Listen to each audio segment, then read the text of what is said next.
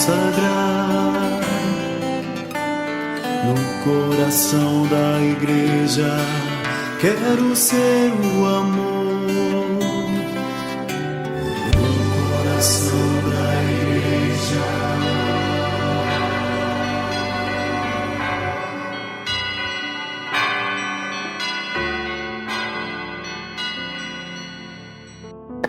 Olá, amados irmãos e irmãs, estamos aqui mais uma vez para o nosso encontro, nosso estudo do Catecismo, né?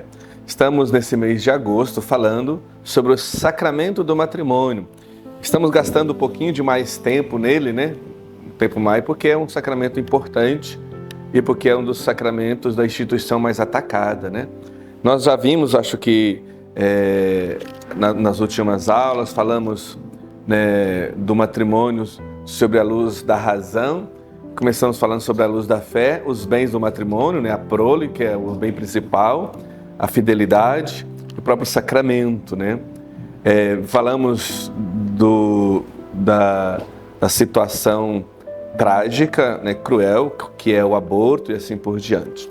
Hoje, queremos falar um pouquinho sobre essa, talvez o título seja isso, né, a verdadeira paternidade, e o bem da fidelidade. Vamos ver o que a gente consegue conversar um pouquinho sobre isso e talvez falar um pouquinho sobre a celebração do matrimônio também, tá bom? Mas vamos começar então rezando, como sempre. Em nome do Pai, do Filho e do Espírito Santo. Amém. Ó vinde Espírito Criador, as nossas almas visitai e enchei os nossos corações com vossos dons celestiais. Vós sois chamado intercessor do Deus excelso dom sem par, a fonte viva, o fogo, o amor, a unção divina e salutar. Sois o doador dos 7 dons e sois poder na mão do Pai. Por ele prometido a nós, por nós seus feitos proclamais. A nossa mente iluminai, os corações encheis de amor. Nossa fraqueza encorajai, qual força eterna e protetor. Nosso inimigo repeli e concedei-nos vossa paz. Se pela graça nos guiais, o mal deixamos para trás. Ao Pai e ao Filho Salvador, por vós possamos conhecer, que procedeis do seu amor, fazei-nos sempre firmes crer. Glória ao Pai, ao Filho e ao Espírito Santo, como era no princípio, agora e sempre. Amém. Muito bem, queridos e amados irmãos, só avisando vocês, hoje nós temos, agora cuidando aqui na parte técnica, né, a Dani, né, de maneira especial. A Dani está ali sorridente, né? A Dani não gosta de aparecer, vocês sabem, né? Mas hoje é ela que está me ajudando aqui. Ela e o Arthur, né? Então, amados irmãos, hoje queríamos começar falando um pouquinho sobre... Eu citei, né, aquela encíclica do Papa Paulo VI, Humanae Vitae, né, que sobre a regularização da natalidade, que é essa encíclica aqui. É pequenininha, poucas páginas. Vale a pena vocês lerem, né? O Papa falando do amor, né, entre os esposos e deste bem, né, dos filhos. A primeira coisa que a gente precisa entender, né, o sacramento do matrimônio, né? Como eu já disse antes, não é exclusividade para gerar filhos, né? É também para unidade, para conversão dos esposos. Mas principalmente, né, e esse é o bem que dura para sempre, né? Lembrando, o matrimônio, ele é até a morte, né? No céu não existirá matrimônio, é um sacramento que tem fim com a morte. Por isso que quando um dos cônjuges morre, você pode casar de novo, né? É um sacramento que pode se receber outras vezes, né? Porque não imprime caráter. Lembrando, o sacramento do matrimônio é um dos 2 sacramentos que a gente chama de sacramento do serviço.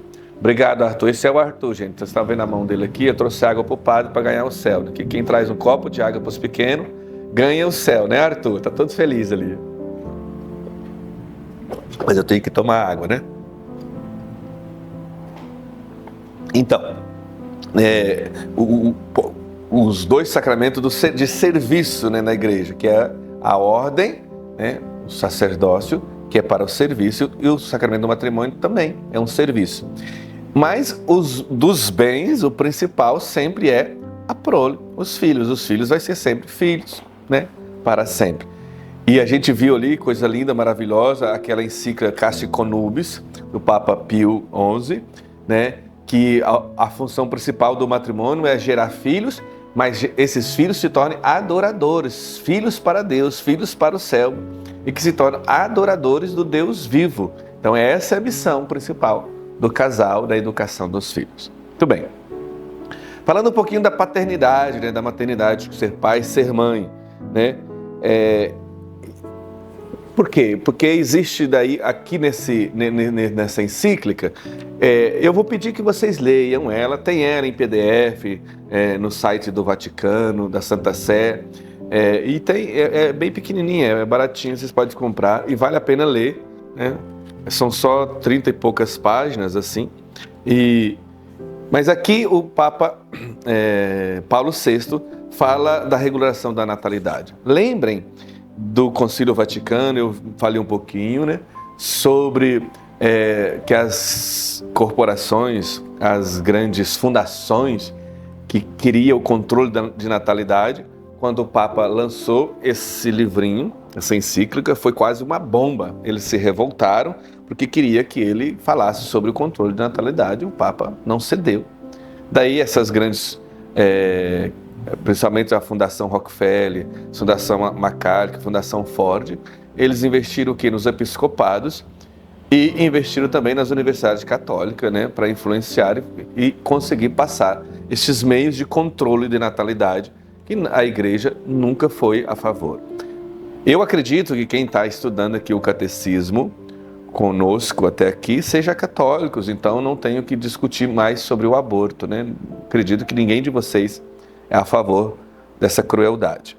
Mas, né, sobre os métodos anticonceptivos, eu aconselho vocês lerem aqui. Eu vou ler alguma coisa que está aqui, né, para poder a gente entender, né? Então, a Igreja Deus deseja que tenhamos muitos filhos, né? A Dani, por exemplo, quando casar, disse que vai querer ter bastante filhos, né, Dani? Muitos filhos, né? Porque isso é a vontade de Deus, gente. Deus quer filhos, povoar esse mundo, né? E por um egoísmo disfarçado de amor, amor responsável, as pessoas não pensam assim, né? Então, mas aí a Igreja diz, é possível espaçar, né, uma gravidez da outra? Claro, até para ter mais filhos e para cuidar daquilo que chama da saúde da mulher, né? Então aqui o Papa fala disso também, né? Mas não com meios anticoncepcionais e assim por diante, que muitos deles são abortivos, e ser abortivo já é pecado. E qual que é o outro problema? Eu não vou falar de um por um, não é o objetivo aqui a gente falar. Mas o que acontece? O matrimônio, o que está no pecado? É a graça, é aquilo que diz se fechar a graça. Uma relação, né, conjugal precisa sempre estar aberto para a vida, se Deus quiser gerar um filho. Nem sempre vai acontecer, mas tem que estar aberto, né, para a geração de filhos, né? Se são estéreos, mas está aberto. Lembremos, por exemplo, os pais de Nossa Senhora, São Joaquim e Santana, eram estéreos, mas sempre estava aberto, não se fechou, né, para a geração de filhos. E Deus, né, quando chegou o tempo, fez a graça, né, de Santa Ana engravidar de Nossa Senhora de Maria. E se eles tivessem adotado um método anticonceptivo radical, né?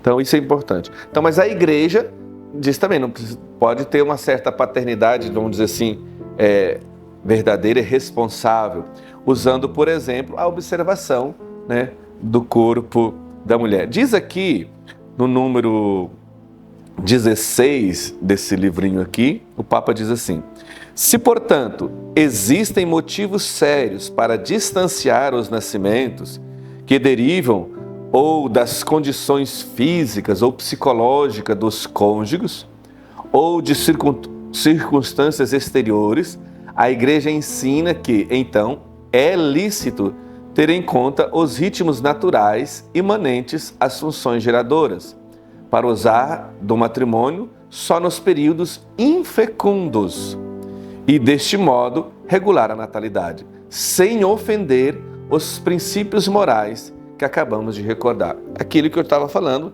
dos princípios morais de se fechar para a vida, né? Então, mas podemos tentar espaçar isso, né, na relação. Continua aqui o papo. Na realidade, entre os dois, voltando um pouquinho, a igreja é coerente consigo própria quando assim considera lícito o recurso aos períodos infecundos, ao mesmo tempo que condena sempre como ilícito o uso dos meios diretamente contrários à fecundação, mesmo que tal uso seja inspirado em razões que podem aparecer honestas e sérias. Na realidade, entre os dois casos existe uma diferença essencial. No primeiro, os cônjuges usufruem legitimamente de uma disposição natural, enquanto que o segundo, eles impedem o desenvolvimento dos processos naturais, né? Então, é observação dos períodos fecundos, né? Alguns chamam isso do método Billes, né? Os casais que estão assistindo e querem entender um pouquinho mais, no site da Canção Nova tem um estudo muito bom sobre isso, né? O professor Felipe Aquino e algumas pessoas da Canção Nova, vocês podem procurar lá, método Billes, que é bem interessante, né? Então, basicamente o que é isso? É observação, sim, natural do corpo da mulher, né? Quando está fecundo, evitar ter relações, né? Então, você não está se fechando, né, sobre isso. A outra coisa que eu queria dizer é incentivar, né, os casais a ter filho, não ter medo da graça de Deus, não ter medo de ter filho, sabe? Eu já disse isso aqui, né? Você pode hoje estar assistindo isso aqui porque alguém não fez um aborto, alguém não usou anticoncepcionais e você nasceu, né? Então não tenha medo de ter filhos, né? É uma graça, é uma bênção de Deus, né?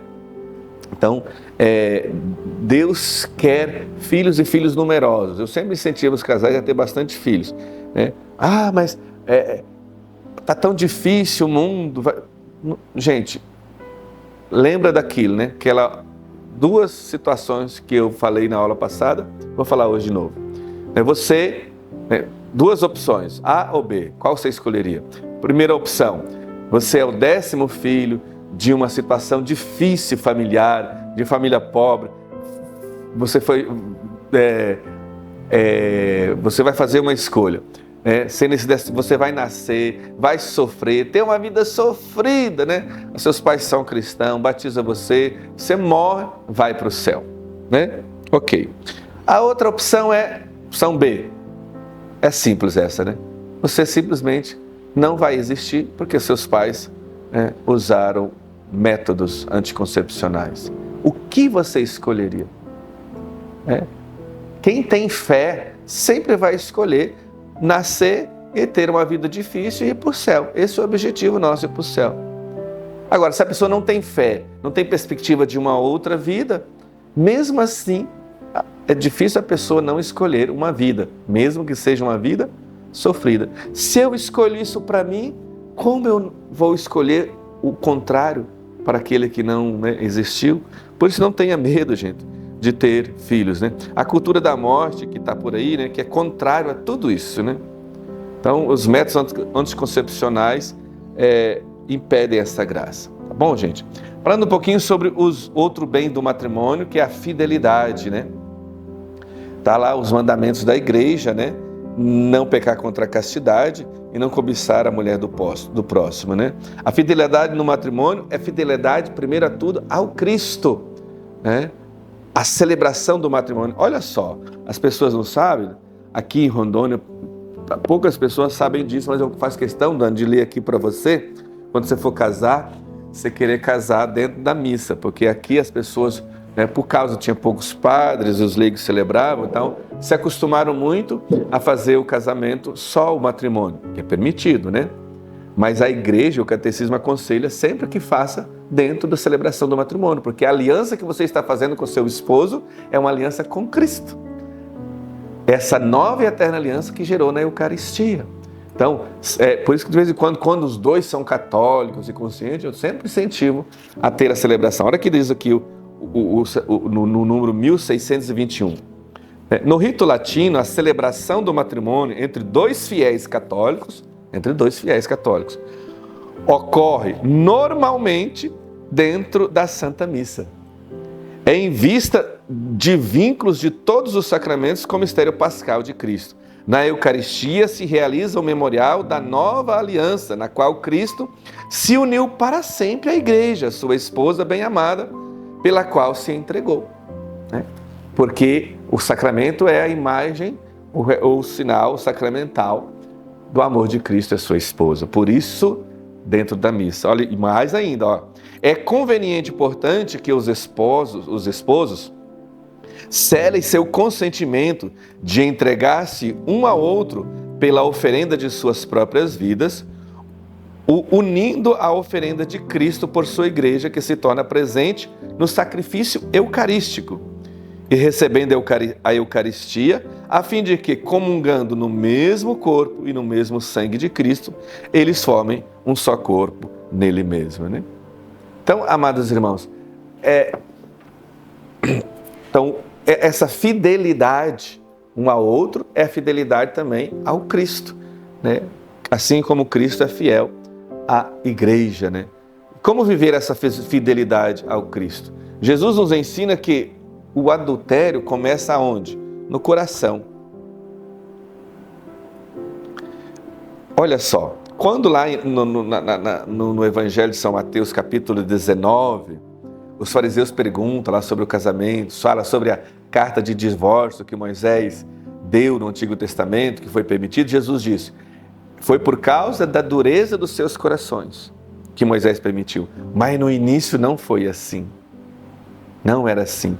Então, o sacramento do matrimônio é essa entrega total.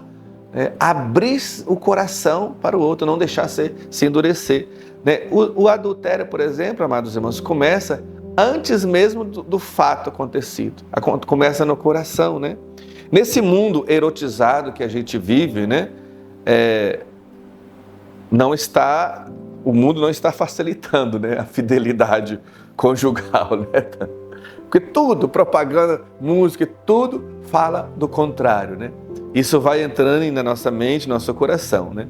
Então, essa coisa louca, né? Que não é possível não desejar a mulher, né? Está lá, é um dos 10 mandamentos, não desejar a mulher do próximo, né? É o problema da natureza decaída, né? Em pecado.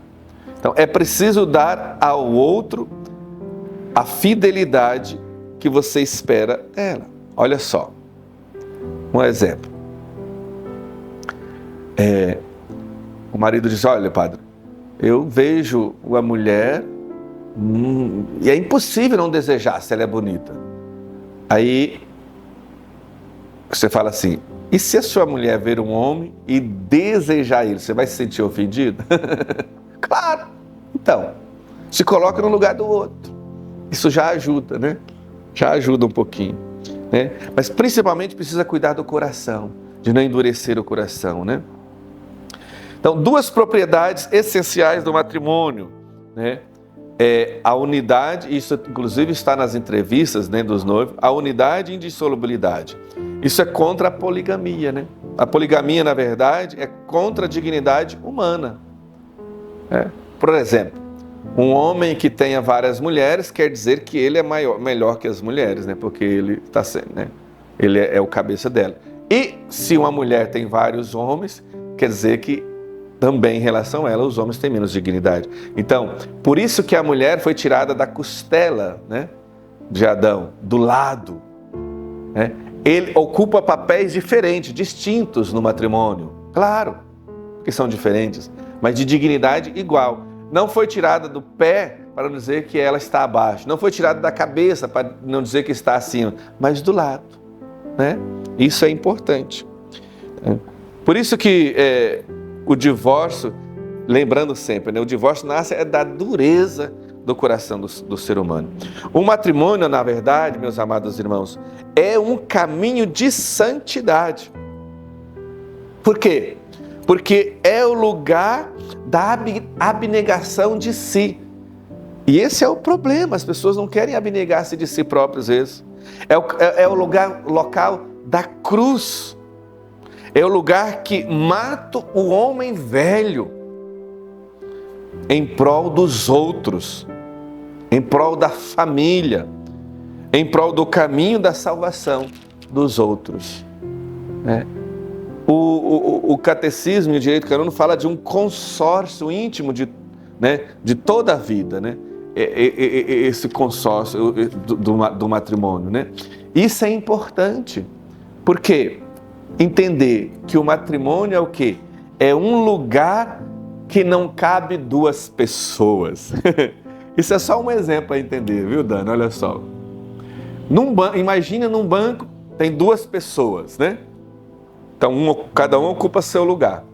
No matrimônio, não tem esses dois bancos. A gente diz assim, é um banco, no máximo um banco e meio. Vocês têm que dar um jeito de sentar junto. Entendeu? Ou seja, para isso eu preciso abdicar, abnegar, renunciar muitas coisas. O meu sossego. Quer ver um exemplo? Você chega, você trabalha, você não é casado.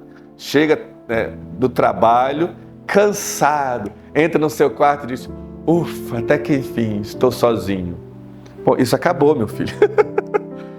Casou, isso não existe mais. Vai ter filho, vai ter esposa. Então, tem que se abnegar. Por isso que eu falei que é o caminho de santificação, de abnegação, o caminho da cruz e assim por diante. Não pode mais ter espaço para o egoísmo. Não podemos mais ser tão egoísta, ou tão espaçoso, porque não tem mais tanto espaço. No matrimônio não cabe esse ser espaçoso assim, não. Porque sempre tem o outro. Olha só, para a gente ir terminando. O que é o conceito de pessoa, de ser humano, de pessoa? Pessoa é igual relacionalidade. Isso quer dizer que eu sou para o outro. Eu não sou para mim mesmo. E isso vale para o matrimônio, mas vale para toda a vida, Vou tentar dar algumas definições aqui para a gente ir terminando.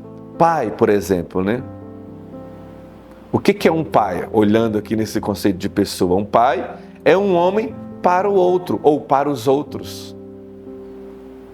Não é para si próprio. Essa é a melhor definição de ser pai. E mãe, a mesma coisa. Uma mulher para os outros. É a melhor definição, nunca para si. E veja quem é pai e quem é mãe de verdade, que tem a alegria de viver assim, não vive para si, vive para o outro. Quando começa a viver para si próprio, sem abnegação, sem cruz, gera o problema. Porque daí o outro se torna incômodo. Incomoda, Então, o matrimônio é uma comunhão de vida, que tem uma finalidade. Qual a finalidade? Eu vou terminar com essa frase aqui. Não, se vocês quiserem até anotar, pode anotar. Uma comunhão, o sacramento do matrimônio é uma comunhão de vida que tem uma finalidade. Eu vou dizer a finalidade, se você quiser anotar. Que finalidade é essa? Derramar meu sangue para levar a esposa, derramar meu sangue para levar o esposo para o céu. Derramar o sangue para levar os filhos para o céu. Isso é a finalidade do sacramento, da comunhão de vida no matrimônio.